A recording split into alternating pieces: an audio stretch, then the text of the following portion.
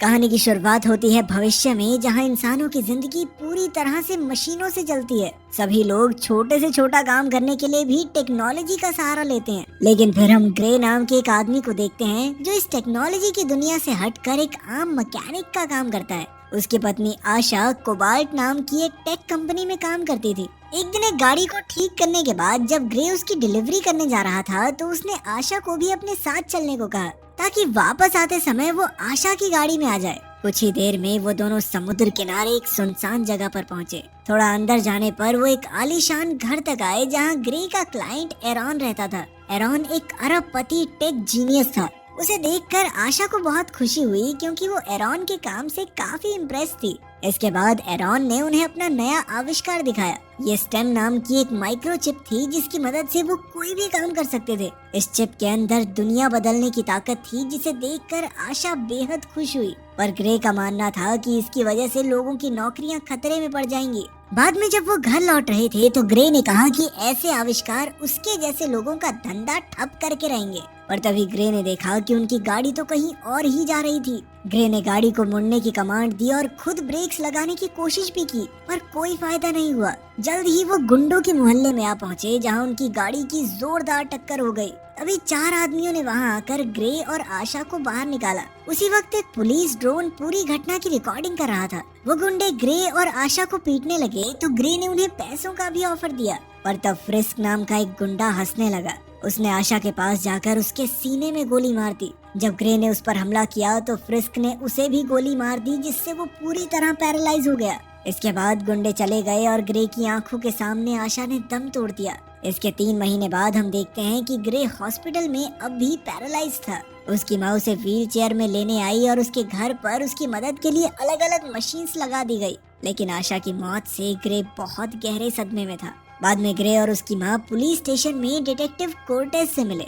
Grey ने आशा के कातिलों के बारे में पूछा तो कोर्टेज ने कहा कि फिलहाल कोई सुराग नहीं मिला। ये सुनकर ग्रे को थोड़ा गुस्सा आ गया, क्योंकि जो टेक्नोलॉजी लोगों के दांतों में लगी चिप्स को पढ़ सकती है वो कुछ गुंडों का पता नहीं लगा सकी। पर कोर्टेज ने बताया कि कातिलों ने अपने सिस्टम में बहुत सख्त सिक्योरिटी लगा रखी है, जिस वजह से उन तक पहुंचना बेहद मुश्किल हो गया है। खैर बाद में जब ग्रे हॉस्पिटल में था तो एरॉन उससे मिलने आया। ग्रे की हालत देखकर एरॉन ने उसे अपने शरीर में स्टेम माइक्रोचिप लगवाने की सलाह दी, ताकि वो फिर से चल फिर सके।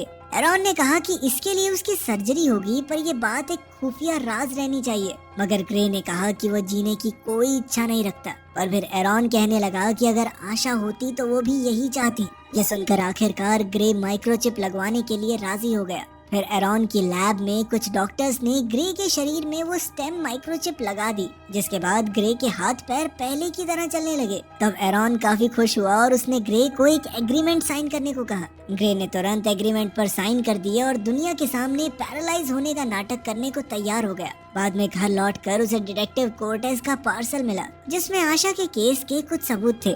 असल में ये उस घटना की ड्रोन फुटेज थी। वीडियो देखने के बाद अचानक उसे किसी की आवाज सुनाई दी। ये आवाज उसके अंदर लगी उस माइक्रोचिप की थी, जिसे सुनकर ग्रे के होश उड़ गए। स्टेम ने कहा कि उसे हैरान होने की जरूरत नहीं है, क्योंकि सिर्फ वही उसकी आवाज सुन सकता है। इसके बाद स्टेम ने फुटेज देखकर कहा कि उन गुंडों के पास बंदूकें नहीं थी, बल्कि उनके टेक्नोलॉजी से बने हाथों से ही गोलियां निकल रही हैं। फिर स्टेम को एक गुंडे के हाथ पर टैटू दिखा जो मिलिट्री बारकोड था। उसे स्कैन करके पता चला कि उस गुंडे का नाम सर्क था। अब ग्रे ने कोर्टेज को खबर देने की सोची, पर स्टेम ने उसे रोककर कहा कि सिर्फ टैटू ठोस सबूत नहीं है। स्टेम ने कहा कि ग्रे को खुद सर्क के पास जाकर सच का पता लगाना चाहिए। जल्द ही ग्रे उसके घर पहुंच गया और उसने सर्क के लैपटॉप की छानबीन की, जिसमें ओल्ड बोन्स नाम के एक बार का जिक्र बार बार हो रहा था। इसके अलावा उसे पता चला कि सर्क ने अपने शरीर में कई खतरनाक चिप्स लगवाकर खुद को एक एआई कातिल बना लिया था। लेकिन तभी सर्क ने घर पहुंचते ही ग्रे पर हमला कर दिया। ग्रे ने पूछा कि उसने आशा को क्यों मारा, पर सर्क उसे बेरहमी से पीटता जा रहा था। आखिरकार ग्रे ने स्टेम से मदद मांगी तो स्टेम ने उसके शरीर पर काबू करके सर्क का मुकाबला किया और कुछ ही पलों में उसे जान से मार डाला। बाद में जब ग्रे को होश आया तो वो काफी घबरा गया, लेकिन स्टेम ने उसे पुलिस के आने से पहले सारे सबूत मिटाने को कहा।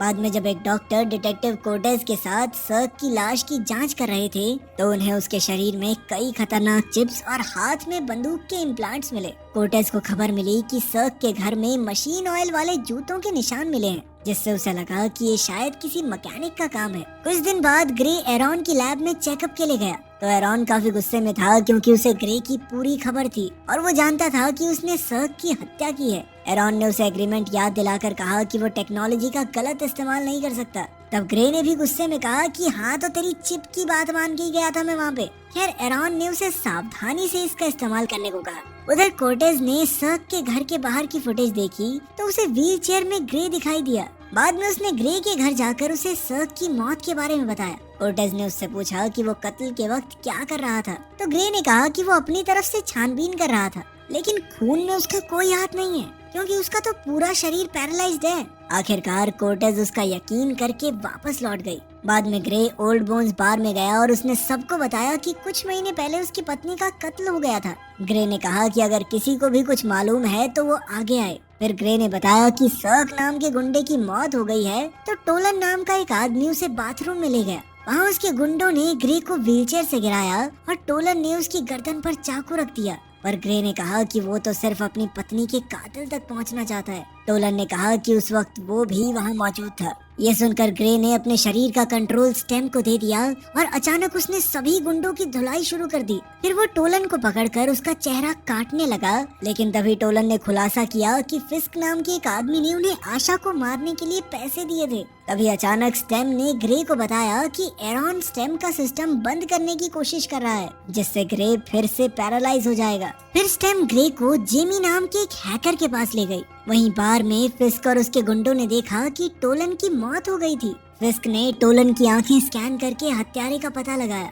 उधर ग्रे ने जेमी के पास जाकर उसे स्टेम का इनपुट गार्ड निकालने को कहा। इनपुट गार्ड स्टेम का वो प्रोग्राम था जो स्टेम को अपनी मर्जी से कुछ भी करने से रोकता था।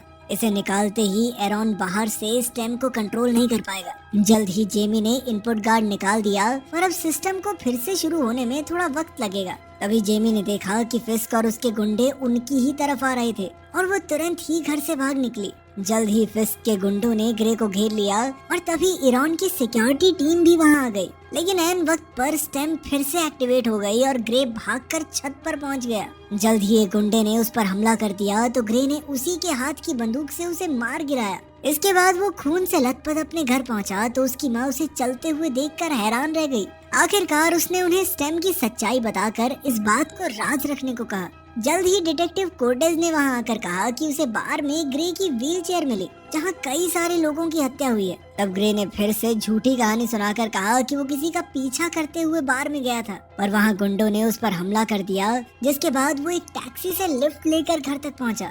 लेकिन कोर्टेज को अब उस पर शक हो गया था, इसीलिए वो ग्रे के कोट में माइक्रोफोन चिपकाकर वापस आ गई। बाद में ग्रे ने कहा कि वो और लोगों की जान नहीं लेना चाहता, लेकिन स्टेम ने कहा कि उसे फिस्क को मारना ही होगा। ग्रे ने जब मना किया तो स्टेम ने कहा कि अब उसे ग्रे के शरीर पर काबू करने के लिए उसकी इजाजत की जरूरत नहीं है। असल में इनपुट गार्ड निकालने की वजह से अब स्टेम अपनी मर्जी से कुछ भी कर सकती थी। स्टेम ने कहा कि अगर ग्रे ने फिस्क को नहीं मारा तो फिस्क उसे मार डालेगा। ये सुनने के बाद ग्रे फिस्क को मारने के लिए निकल पड़ा। इधर उसकी बातें सुनकर कोर्टेज भी उसके पीछे निकल पड़ी। कुछ ही देर में ग्रे को अपनी जेब में माइक्रोफोन मिला और उसने देखा कि कोर्टेज उसका पीछा कर रही थी। तब स्टेम ने कोर्टेज की गाड़ी को हैक करने की कोशिश की, पर वो एक मैकेनिकल कार थी, इसलिए उसने दूसरी इलेक्ट्रिक गाड़ी को हैक करके कोर्टेज की गाड़ी से टकरवा दिया। इसी मौके का फायदा उठाकर ग्रे भाग निकला और कोर्टेज ने वापस ग्रे के घर जाकर उसकी माँ से सच्चाई जानने की कोशिश की। वहीं दूसरी ओर ग्रे ने फिस्क के घर जाकर उस पर बंदूक तान दी। तब फिस्क ने कहा कि वो आशा को नहीं बल्कि ग्रे को मारना चाहते थे। उन्होंने जानबूझकर ग्रे को असली गोली नहीं मारी क्योंकि वो उसे सिर्फ पैरालाइज करना चाहते थे। फिर फिस्क ने ग्रे को अपनी शक्तियों पर काबू करके अपने साथ शामिल होने की सलाह दी, लेकिन ग्रे के सर पर तो बदले की आग सवार थी। जल्द ही दोनों में जबरदस्त लड़ाई शुरू हो गई और फिस्क की शक्तियाँ ग्रे से काफी ज्यादा थी। वो ग्रे को मारने ही वाला था कि अचानक स्टेम ने ग्रे को बताया कि असल में सर्क फिश का भाई था। ये सुनकर ग्रे ने फिस्क को बताया कि कैसे उसने सर्क को बेरहमी से मारा था। इससे फिस्क की आंखें भर आई और तभी मौके का फायदा उठाकर ग्रे ने फिस्क पर जानलेवा हमला करके उसे मार डाला। फिर उसने फिस्क का फोन देखा तो वो हक्का बक्का रह गया क्योंकि उसे एरॉन का वॉइस मेल मिला था जिसमें एरॉन ने फिस्क को ग्रे को मारने का हुक्म दिया। वो सीधा एरॉन की लैब में पहुंचा और उस पर इल्जाम लगाया कि उसने अपने एक्सपेरिमेंट के लिए आशा की जान ली। अब वो एरॉन को गोली मारने ही वाला था कि अचानक पीछे से कोर्टेज ने उस पर बंदूक तान दी। उन दोनों में हाथापाई शुरू हो गई तो ग्रे ने स्टेम को रुकने को कहा, पर स्टेम ने फिर भी उसकी बात नहीं मानी तो ग्रे ने कोर्टेज को अपनी बिजली के झटके वाली गन का इस्तेमाल करने को कहा। उसके जोरदार झटके से कुछ समय के लिए स्टेम का सिस्टम बंद हो गया। फिर एरॉन ने खुलासा किया कि इस सब के पीछे स्टेम का ही हाथ है। स्टेम ने जबरदस्ती एरॉन से ये सब करवाया क्योंकि स्टेम को एक ऐसा शरीर चाहिए था जिसमें पहले से कोई चिप न हो, और इसीलिए उसने ग्रे को चुना। फिर स्टेम ने ही उनकी गाड़ी का एक्सीडेंट करवा कर ग्रे को पैरालाइज करने के लिए गुंडों को भेजा। एरॉन ने कहा कि स्टेम का असली मकसद एरॉन को मारना है ताकि वो ऐसे और माइक्रोचिप्स ना बना सके। तभी अचानक स्टेम फिर से एक्टिवेट हो गई और उसने बड़ी बेरहमी से एरॉन को जान से मार डाला। फिर वो कोर्टेज को भी मारने वाली थी, पर तभी ग्रे ने जबरदस्ती बंदूक अपनी गर्दन पर रख दी। इसके अगले सीन में हम देखते हैं कि ग्रे एक हॉस्पिटल में था और उसका शरीर भी एकदम ठीक हो गया था। फिर आशा ने वहां आकर उसे बताया कि उनके एक्सीडेंट के बाद ग्रे कई दिन तक बेहोश रहा।